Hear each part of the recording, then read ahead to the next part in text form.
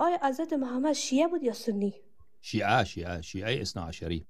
حضرت رسول صلی الله علیه و سلم خودش در بخاری فرموده، الخلفاء من بعد 12، بعد از من 12 جانشینه.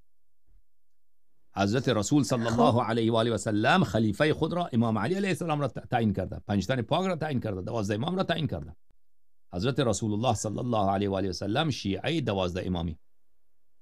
شما یعنی چطور با اطمینان کامل گفته میتونید که حضرت محمد شیعه الان با اطمینان در بخاری که خلفا بعد از من 12 نفره، 3 نفر نیست، 20 نفر نیست، 100 نفر، 11 هم نیست، 13 هم نیست، 14 هم نیست، 5 هم نیست، 4 هم، 12 نفر، 12 امام.